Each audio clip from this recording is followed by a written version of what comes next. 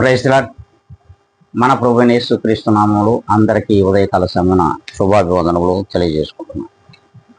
ఈ దినం దేవుని యొక్క వాగ్దానమును మనం చూద్దాం. అది మీకా గ్రంథంలోండి 6వ అధ్యాయము 8వ వాక్యాన్ని మనం ఒక్కసారి చదువుకుందాం. మనుష్యుడా, ఏది ఉత్తమమో అది నీకు తెలియజేయబడి ఉన్నది. అవును, దేవాతి దేవుడు తనిచ్చిన ఆత్మ ద్వారా ఆ సత్య సంపూర్ణతకు తగినట్లుగా సత్యవంతుడైన దేవాతి దేవునికి తగిన రీతిగానే మన జీవితములలో ఏది మంచిదో, ఏది ఉత్తమమైనదో, ఏది శ్రేష్టమైనదో అది నీకు ముందుగానే తెలియజేయబడి ఉన్నది. అయితే నీవు నిజముగా దేవుని స్థిర విశ్వాసం అయితే మాత్రమే అది తెలియజేయబడుతుంది.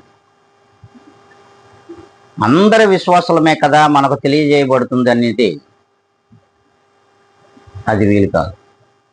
ఎందుకంటే మనము దేవునితో అంటుకట్టబడి ఉన్నామా లేదా, అంటుకట్టబడినటువంటి మనము దేవునితో మరి జతపరచబడినటువంటి దేవుని యొక్క స్థిర విశ్వాసులకు మాత్రమే ఇటిది తెలియజేయబడుతున్నది. మరి నువ్వు దేవునితో అడ్డు కట్టబడి స్థిర విశ్వాసగా ఉన్నావో లేదో ఒక్కసారి నిన్ను నువ్వు ఆత్మ పరిశీలన చేసుకొని, ఏ దినము నుండైనా సరే ఆయనలోనూ ఆయనతోనూ ఆయన మనలోనూ మనతోనూ ఉన్నాడు అనుకుంటే ఖచ్చితంగా ఈ ఉత్తమమైన విషయాన్ని నీకు దేవుడు తెలియజేస్తాడు ఖచ్చితంగా. మరి అలా ఉందాము అనుకుంటే ఈ దినం నుండి దేవునితో మనం అంటుకట్టుబడుటకు స్థిరపడదాం.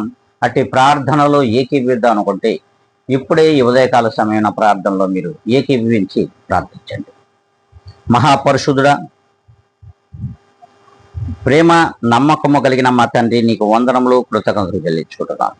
ప్రభువా, ఈ ఉదయకాల సమయమున నీవిచ్చిన ఈ గొప్ప వాగ్దానాన్ని వీక్షించుచున్నటువంటి నీ ప్రజలు, నీ జనులలో నిశ్చయముగా నీవు మాత్రమే ఫలింపచేయమని, అట్టి మీలో స్థిరమైన విశ్వాసులుగా ప్రతి ఒక్కరిని నాయన నీవు మార్చమని బ్రతిమలాడుకుంటూ యేసు క్రీస్తు యొక్క ప్రశస్తమైన నామంలో మీ పాదముల దగ్గర ధూళియు బూడిదయునటువంటి నేను అడిగి వేడుకొని ప్రార్థిస్తున్నాను మా ప్రియ గొప్ప పరలోకపు తండ్రి.